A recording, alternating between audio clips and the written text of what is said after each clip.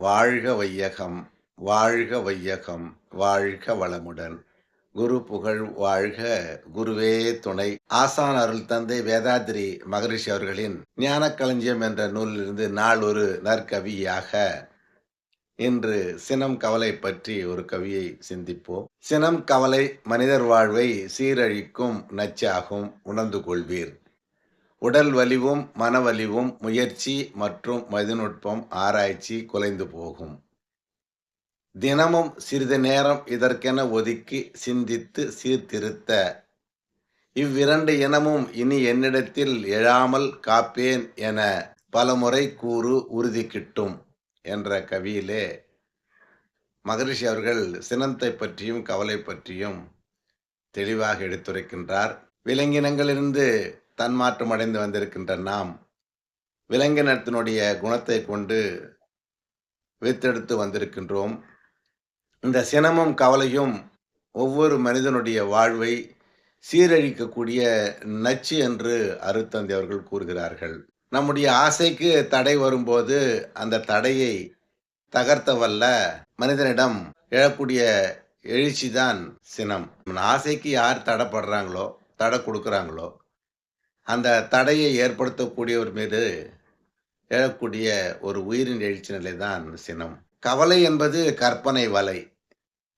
இந்த சினமும் கவலையும் ஒருவரிடத்தில் அடிக்கடி வறுமையானால் அவர்களுடைய வாழ்க்கை விஷத்தன்மையாகிவிடும். அவர்களுடைய உடல் வலிமையும் அவர்களுக்கு எந்த ஒரு செயல் செய்ய வேண்டும் என்ற முயற்சியும் இல்லாமல் போய்விடும். மனவலிவும் குன்றிவிடும். அவருடைய மதிநுட்பமும் மேலோங்கி இருக்க வாய்ப்பில்லாமல் போய்விடும். சினத்தையும் கவலையும் அடிக்கடி ஒருவர் அடைந்தால் அவர்களுடைய நுட்பமான மதி அமையாது. தினம் இப்படி சினம் ஏன் வருகிறது, நாம் ஏன் கவலை கொள்ள வேண்டும் என்று அருட்தந்தை அவர்கள் நமக்கு தற்சோதனை என்ற பயிற்சி மூலமாக ஒரு 5 விதங்களிலே நம்மை தற்சோதனை செய்ய வைக்கிறார். எண்ணம் ஆராய்தல், ஆசை சீரமைத்தல், சினம் தவிர்த்தல், கவலை ஒழித்தல், நான் யார் என்று. ஆகவே நாம் ஒவ்வொரு நாளும் சினம் கொள்ளாமல் இருக்க வேண்டும் என்றால் தற்சோதனை செய்து நமக்குள் ஏற்படக்கூடிய அந்த சினத்தையும் கவலையும் நாம் நீக்கிக் கொள்ள வேண்டும். எந்த சூழ்நிலையிலும் சினம் கொள்ளக்கூடாது. அணுத்திணையேனும் சினம் கொள்ளாமை வேண்டும் என்று அம்பலவான கவிராயர் சொல்லியிருக்கார்.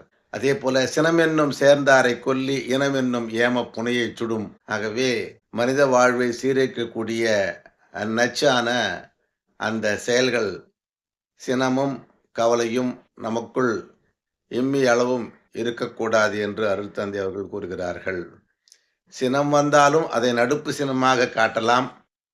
ஆனால் கவலையை மட்டும் ஒழிக்க வேண்டும் என்று அருள்தந்தை அவர்கள் உபயோகித்த ஒரே வார்த்தை ஒழித்தல் என்ற வார்த்தை. ஆகவே இப்பேற்பட்ட நச்சுவிளை செயல்களான சினத்தையும் கவலையையும் நாம் ஒவ்வொரு நாளும் நம்மகிட்டிருந்து நீக்க நாம் நாளொரு மேனியும் பொழுதொரு வண்ணமுமாக தவத்தையும் தற்சோதனையும் செய்து அதன் மூலம் போக்கிக் கொண்டால் நாம் வாழ்வாங்கு வாழலாம் என்று இக்கவியின் மூலம் அருட்தந்தை அவர்கள் நமக்கு சிறப்பாக தெளிவுபடுத்தியிருக்கிறார்.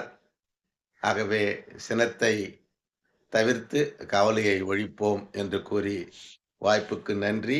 வையமெல்லாம் வாழட்டும் வாழ்க்கை வளம் காத்தினிதாய் வளரட்டும் மெய்யறிவு வாழ்க்கை இன்ப துய்த்தலிலே உய்ய மெய்ப்பொருள் நாட்டம் உலகெங்கும் மக்களிடம் ஓங்குக மேலோங்குக உள்ளமெல்லாம் ஒன்றுபட என்று வாழ்த்தி இந்த கவியினுடைய சிறப்பை நிறைவு செய்கிறேன்.